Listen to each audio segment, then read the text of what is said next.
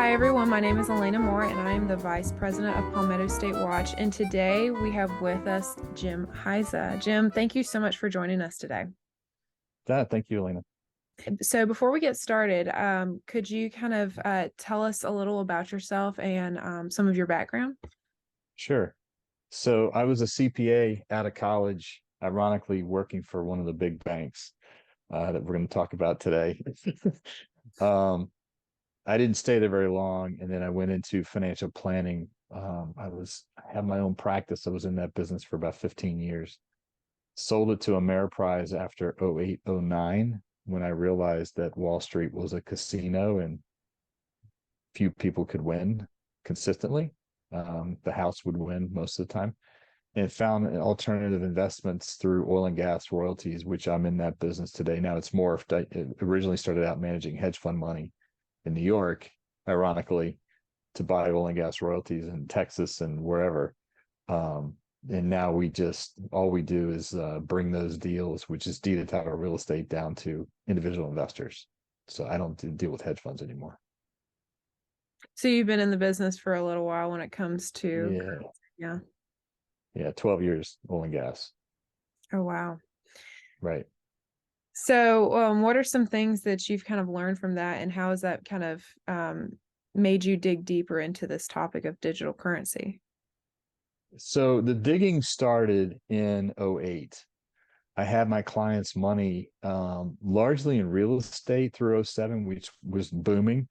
And early '08, I saw, I found some alternative information, if you will. And rather than CNBC or Bloomberg or the traditional legacy type media types for financial services and investing. And thank goodness, because it showed me what was coming. And so we moved to 50% cash. But I literally watched Ben Bernanke lie to Congress, lie to the American public on TV. I watched Jim Cramer on CNBC lie about Wachovia stock. He literally, on a Friday, hauled in the CEO of Wachovia and told all his listeners, if you're not, this is a great company, this well run by the CEO. The stock was down huge to like $4 or something, and told all his listeners, you need to buy this stock. And the next week, Wachovia was taken over by Wells Fargo for $1.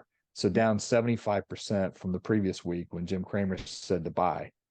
And then that following Friday, he comes on his show and tells his listeners, if you bought Wachovia stock, you have not been listening to me. I watched this with my own two eyes. Um, so it's not speculation. You can go pull the tape. Somebody can pull the recordings. And so that just got me going, like, okay, this game is rigged. It is rigged, not in the little guy's favor. It's not for Main Street. This is for Wall Street. And that got me looking for alternative investments, which I did in oil and gas, like I mentioned. We've been in that business for a while. And then I guess it was 2019, I started poking around. I don't know. I just had this sense that something was wrong with the banking system. Um, so I started poking around. I found Catherine Austin Fitts. I found John Titus. I found Mike Moore at Thomas Paine at Paine.tv. Back then it was True Pundit, and just started absorbing that type of information. I stopped watching the mainstream news altogether. Started watching documentaries. I started reading books. I started reading documents that large global organizations publish, like the UN or the Bank of International Settlements, et cetera. Um, so that's how I learned about central bank digital currency, and really going through 2020. In the beginning, the stuff I was seeing, forget COVID, I was trying to figure out what is going on. This is kind of socialism, it's kind of fascism, it's kind of communism, but I can't figure it out. It's kind of like a little bit of all of that together. And I heard the term technocracy for the first time. Had never heard of it before, of course, like many people. And so I found Patrick Wood, who is the expert on technocracy. He's been writing about it for 40, 50 years now. He was one of the original journalists to cover the Trilateral Commission, which and go back and cover the technocracy all the way back in the 1920s and 30s. in detail. And he's written some books on it. He's got a website, technocracy.news. I encourage everybody to go to and read. He's got articles, he flags every couple articles a day. So it's not terrible. Like information overload, some people just barge you, but he doesn't. And so finding all that, then the puzzle pieces start to click, and you realize, okay, this is what this is. And really all they've done is rebrand it from the 1920s and 30s, where they got kicked out of Columbia University.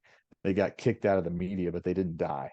They just went underground, which kind of resurfaced with the Trilateral Commission, which morphed into the United Nations, which then they came out with the Sustainable Development Goals came out in the 80s. They were termed something different. And then the Rio Climate Summit in 1992. Then they got like 190 countries signed on board or whatever. And then it's just been morphing ever since into what we see today. So for our listeners, those that may not be aware of it, could you kind of describe what CBDCs are and a short definition of what somebody could understand? Central bank digital currency. That's what a CBDC is. So you have to understand technocracy first to understand what CBDC is and why it's important. So technocracy, you can go, let me just pull their definition from the 1930s. Hang on 2 seconds. I'll read it to you. This is according to the Technocrat magazine in 1939. Okay, they actually had a magazine. They said, technocracy is the science of social engineering, the scientific operation of the entire social mechanism to produce and distribute goods and services to the entire population. That's their definition of technocracy, their words. What does that mean? They literally want to do away with capitalism. They want to do away with the debt-based monetary economic system globally. Every economy in the world runs off money. They don't want that. They want it to, back then it was called energy certificates. They actually printed it in the 1930s. You can go look it up and read it. We found it, the source document. Now today it's called carbon credits. So they want to change the entire global economy to not run on money, but to run on carbon credits. And they want it run by the unelected scientists and engineers. Technocracy does not believe in politicians at all, whether they're socialists, dictators, democracies, communists, it doesn't matter. In technocracy, there's no politicians. Maybe there's some local ones to run. I mean, you do have to have government services like fire and all that kind of stuff to run that, but none to make big policy decisions. That's technocracy. That's the new world order. That's the everybody talks about the Build Back Better. All of that is technocracy. Sustainable development, it's all technocracy. So where does that come into central bank digital currency? Okay, so if they want a carbon-based system, right? This is why the climate change mantra marketing scheme. And I say scheme, it's not that the climate isn't changing. It's not that, there is not pollution in the world. There is, but it's not CO2 driven. The science was manipulated, and you can go watch the documentary called The Great Global Warming Swindle from, I think, 2007-8, put on by the BBC. It's not some, dinky little scientists and hidden in the woods somewhere. These are scientists straight from the UN IPCC group that said, no, this is not the real data. They just manipulate it and they show you how. So it's not CO2 driven. It's not fossil fuel driven, but they want you to believe it because they have to sell it to get the carbon credit system in place. Nobody would go for the carbon credit economy if you didn't believe in the climate change, fear mongering, if you will. So that's what all that is about. It's about to get you into a carbon credit system, that the carbon credits are going to be created out of thin air by Wall Street banks, and they're going to make money on it. So it sounds like this technocracy has been in the works for a very long time. What's kind of the history on that? Did you say the 1900s? Early 1900s. If you go, there's a book called The Creature of Jekyll Island or something like that, written by Edward Griffin. You can look at him on YouTube. He gave a presentation in 1994. I'll send you the link. It's in plain English. It's about an hour and a half long, hour and 45 minutes, but he explains how the Federal Reserve was created in the first place, which is shocking. Most people won't know about this. It's the private banksters that got together and created this for their own good, not for us. And the Bank of International Settlements, there's little known about them, but there's a book called The Tower of Basel, which I haven't read yet, but it's supposedly like the Bible, if you will, of learning about the Bank of International Settlements. They're essentially owned by the 63 central banks around the world. We know in the U.S. our Federal Reserve is owned by private banks. It's not owned by the government. The word federal was put in there on purpose to deceive people. It's owned by like J.P. Morgan and Citibank and all the big banks. Well, who owns those banks? It's, the Rockefellers, the Rothschilds, the Warburgs, the Morgans, etc. So I'm sorry, I forgot the question. Well, it was just basically kind of giving a summary of the history since it's been in the works for so long. It sounds like this plan isn't just within the current generation. It was almost Right. set up that way. Right. So when they set the Federal Reserve up, it was set up by design. And when we went off the gold standard, it's interesting. David Rockefeller, in an interview, said that this is going to cause the fiat debt-based monetary system globally to expand so fast that the debts will overwhelm it. And at some point, you're going to want to own the natural resources. David Rockefeller's quote. That's a quote. Mm. Well, here we are in the debt-based monetary system where they've ballooned the debt so massive, they're going to implode it on purpose. Again, you have to look at the end game to work backwards and figure out all the different schemes that they're doing and why they're doing them today. And the puzzle pieces snap together real easily. They want the carbon credit system, and they want it via central bank digital currency, which is on a decentralized ledger technology, but it's totally centralized, run by them. So the marketing again is decentralized to make people think, it's free and you have all this freedom and stuff. And no. And if you listen to Richard Werner, who's an expert on central banks, he used to be a consultant to the Bank of Japan. He's a professor in England, and he's spoken to other central bank leaders in Eastern Europe, and they have actually physically seen the CBDC. It's a grain of rice microchip that goes in your hand between your thumb and index finger. That's what it is. So again, okay, that's central bank digital currency. It's totally programmable. If you go listen to Augustin Carstens, is the head of Bank of International Settlements. He gave in 56 seconds, he explained what CBDC is. This was last year. I'll send you the clip. He says, if you spend $100 bill, if you use $100 bill in cash, and we don't know where you spend that money, we have no idea how you spend it or where you spend it. But with CBDC, we can totally see every dollar you spend and where, and can control it. Wow. Then 2 months ago or 3 months ago, you had Bo Lee on a panel, who's a director at the International Monetary Fund, come out and say CBDC is totally programmable. We can program how much carbon is in your diet. We can program, so if you've used too many carbon credits and you want to go get a cheeseburger, you can't. You have to buy more carbon credits first. They admit this stuff in public. And it's in your face. It's in your face. And they also put it in their documents. Mm-hmm. You can go pull documents from the Bank of International Settlements, and they talk about we have to socially engineer people into this system with carbon credits. And we can't really go through governments because that's too difficult. We have to get the corporations or stakeholders to push it. Wow. And to get the corporations to push it, we have to get the asset managers like BlackRock, who own 10% of every company in the S&P 500, and Vanguard, who owns 10% of every company in the S&P 500. We have to get them to tell these companies, you have to do this, or we're going to unelect your board. We're going to vote you out. Mm. This comes from Bank of International Settlement documents. So they're telling you we have, if the people won't do it voluntarily, we have to force it. It is total control.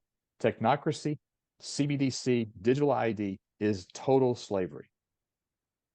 So a lot of Look at times we've been seeing the relationship between this technocracy and things that are happening within our own government. How do you see that relationship, and what is the difference? Is there a difference between the two, or is it the same thing?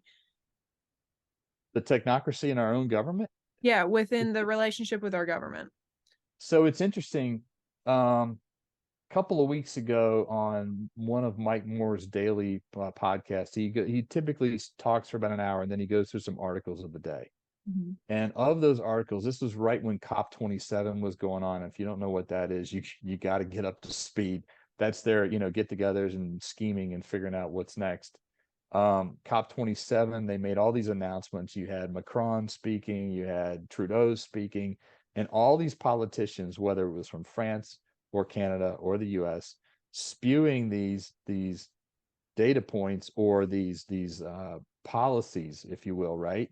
And every single one of them came straight from a Bank of International Settlements document from January of 2020, because I read it 3 weeks earlier.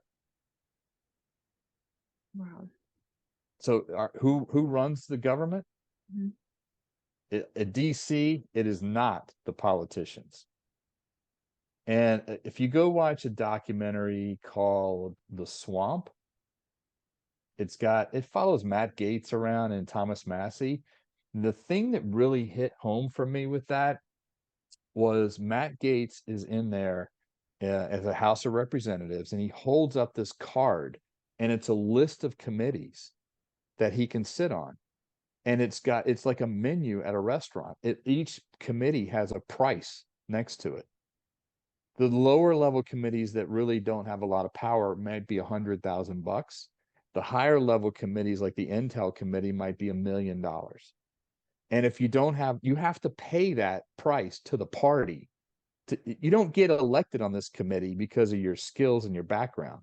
You have to buy your seat, and you have to pay the party. And then he explains how you get the money. Okay. He explains that under US law, you can't raise money. Politicians can't raise money on federal grounds. So that him and the camera person walks outside and he points across the street. And he says, those two buildings over there is where you get the money because they're not federal grounds. So he goes into the building on the right. This is where you raise the smaller amounts. And he goes in, he's got a little cubicle with a computer and a phone. And on the computer is a list of donors.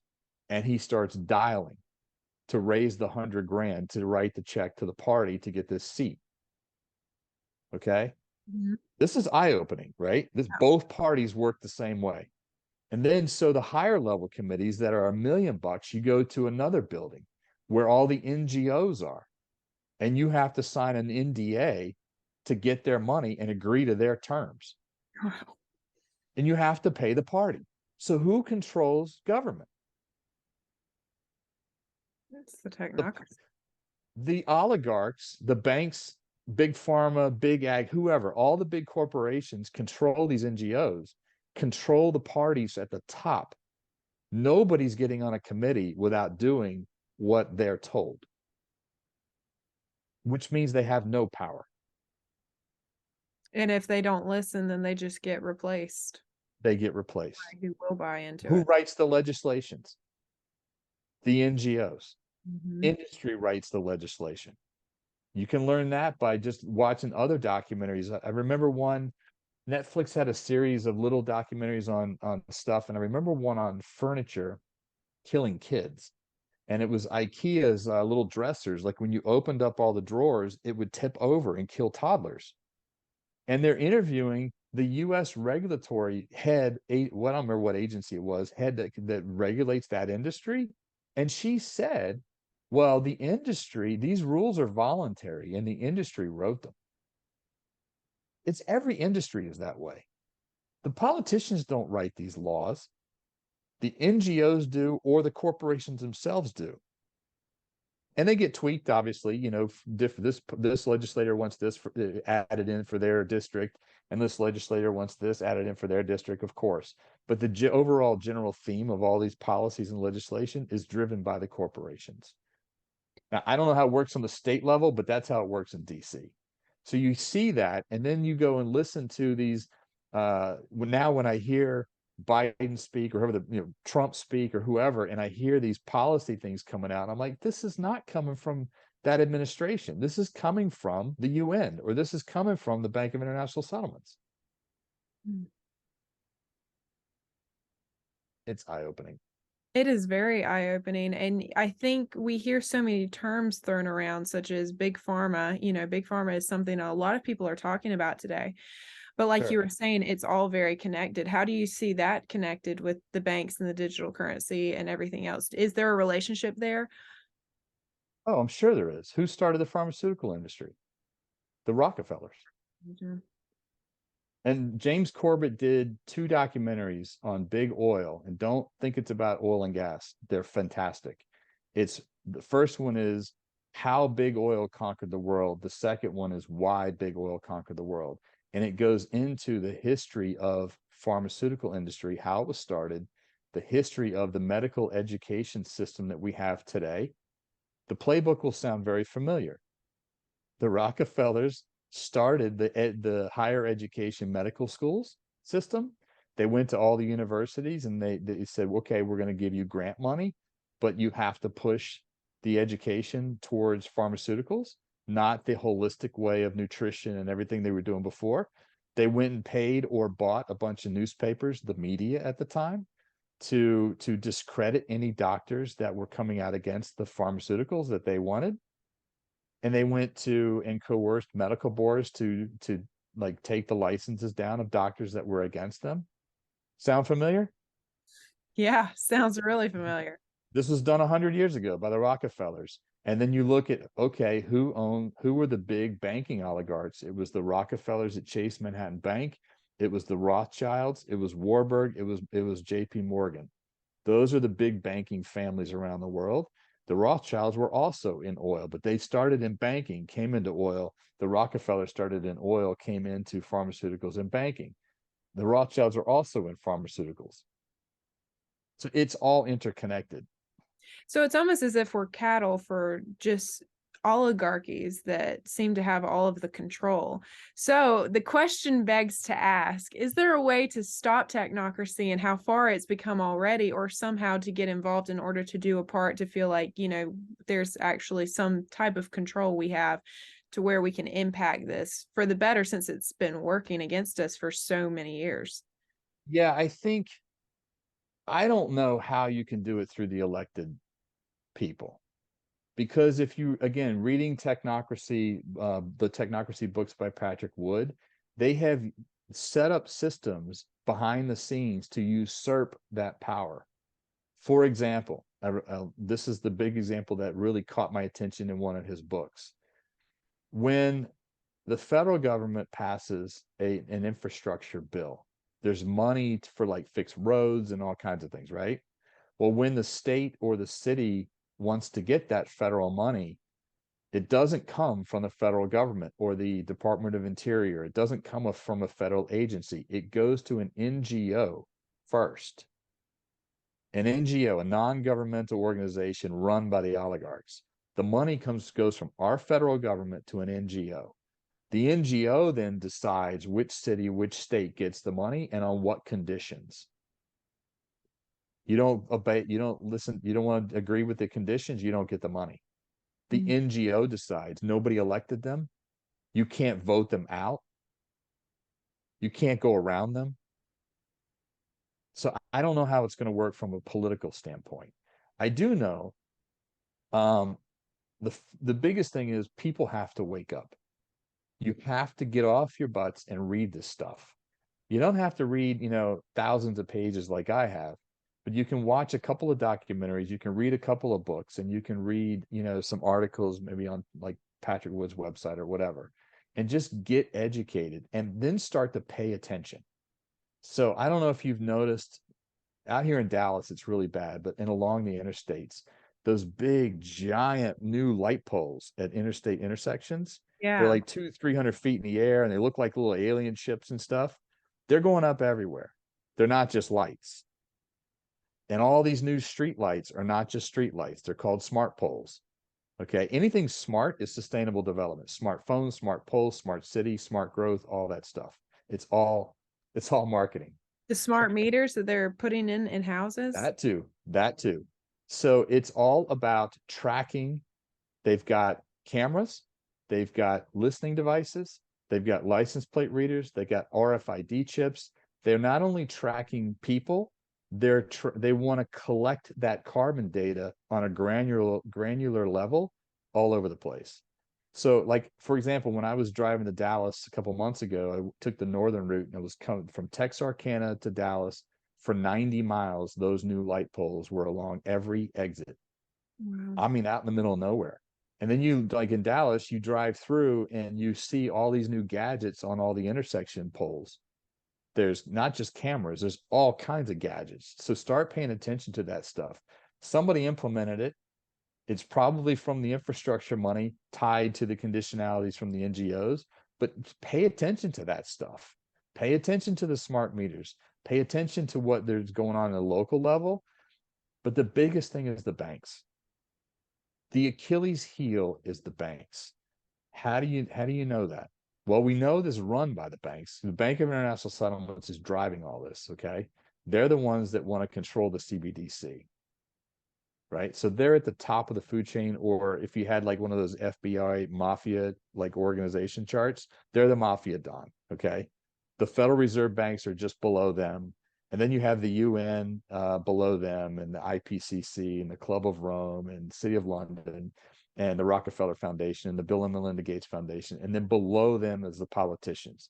The politicians are the salespeople for these policies. That's all they are. They have to sell it to the public. Okay. The banks are the Achilles heel. How do you know that? Remember the trucker uh, riot in Canada? Yeah, I do. Yeah. And do you remember the Canadian number two, I don't know, vice whatever. She came out and said, if you donate to the truckers, we're going to freeze your bank account. Yeah. Yeah. By the way, her grandfather was like number three under Hitler. Really? Yep. Can look it up. And so she comes out and says this. And then Trudeau, a week later, says, we're going to unfreeze the bank accounts. We don't need to. We can go, get you in other ways. Well, in that week, the Royal Bank of Canada and their second largest bank, I can't remember the name of it, their internet went down. They had a bank run. People started pulling money out of the banks. Mm-hmm. And a week later, they reversed the decision. That's a huge tell. They don't have the money. That's a weakness, right? It happened again in Ireland. People don't know about this because it's not in the news. In Ireland, the Bank of Ireland came out and said, we're going to close 30% of the branches and ATMs nationwide, the whole country of Ireland. And of that 30% closures, 80% were going to be in the rural areas. Okay. They had a bank run. People said, no, no, no. They went into the bank and said, give me all my money. 3 days later, they came out and said, we were sorry. We should have never said that. We're going to reverse the decision. They don't So have the money. they've been trying to implement it, but they don't have the money. Well, they want to implement CBDC, but the banking system is weak. Remember, it's built on fractional banking, right? So you put $100 in, they technically have to keep 10. That other 90 they can loan out. But when you listen to Edward Griffin, he explains it very well. Well, that other 90, let's say my 100 goes into the bank, they loan 90 of it to you. Okay. You take that 90 and you go put it in your bank, which is a different bank. Your bank keeps 9 and loans out 81 to somebody else. They put it in a different bank. And by the time that cycle gets done, that $100 has turned into $900 of bank debt. And remember, we talked about deposits in a bank are you're an unsecured creditor. Okay. So if they don't have the money, we can collapse the banks, if you will, and shut the whole thing down overnight. They want to control the bank deposits through the big banks. I looked it up a couple of months ago. I think the top 4 banks control, like, maybe it's the top 7 banks control like 60% of the deposits in the US. All the other smaller banks control like 40%. But they're trying to get that other 40% to move to the bigger banks as well. There's a war on small community banks. If we fire the big banks, and that doesn't mean you just go say, give me cash. It could mean you open up a small local bank, in your community, and you move your account. It's still in a bank. You don't have cash at home. It's still in a bank, but then you have technically fired Bank of America or whoever it is. If enough people would do that, and I don't know what the threshold is, maybe it's 5%, then that, and you don't have to collapse all the big banks. As we learned in 2008, their risky derivative books are all intertwined. So if you can take down one, the dominoes all fall. Does that make sense? Yeah, so basically putting money into the local community banks here. Yeah. And Local I know, community banks. Yep. so I know another question that a lot of people normally have is the federal credit unions. There's a lot of local federal credit unions. What are your thoughts on that? Personally, I wouldn't touch a federal credit union. You want something local to the community. You want to get a credit union, that's fine, but get a local one. Because Okay. federally, then that money goes, all over the country. Hmm. But with the local ones, it's a lot less of a risk. Or does it happen at all to where it moves around? They're going to loan that money out to the local community. Okay. Right. So In other words, we have to go back. You have to go back in time. You don't have to go to the Stone Ages, but you have to go back in time and look at the history of banking. In the 1950s, they started introducing the commercialism, right? And then in the credit cards and layaway. When I was a kid, layaway became a thing. Like if you didn't have the money to buy it right away, the store would hold it for you, and your parents would pay for it over 3, 6, 9 months or whatever. That's buying on credit, the consumerism that got indoctrinated into us, right? If you look at the furniture our parents and grandparents had, it was made to last 3, 4 generations. Now you go to IKEA and the crap's falling apart in 5 or 10 years. You got to buy it again and buy it again and buy it. Nothing lasts anymore on purpose because they want you to spend that money again. Right? So we have to get back away from consumerism. You don't need to keep up with the Joneses. You don't need 4, flat screen TVs. You don't need all this stuff. Right? So get back to family and community and get away from spending that money. Get off your credit cards if you can. Just start to use cash more often. The more cash in circulation, which it's up by the 36% or so since 2020. The media is telling you it's going away. It's not. You can go look it on the Fed's website. So use cash. That at a minimum that delays what they want with the CBDC. At a minimum, that I know that works. Stop spending your money at these big corporations.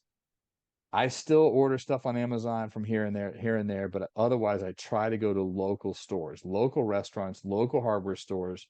You got a small local bank. I buy most of my food, 90% of it, from local organic farmers, and I pay in cash. Get back to local and get away from funding these big companies. Now, here's the big one. Carbon credits and which is Technocracy, and CBDC is run on data.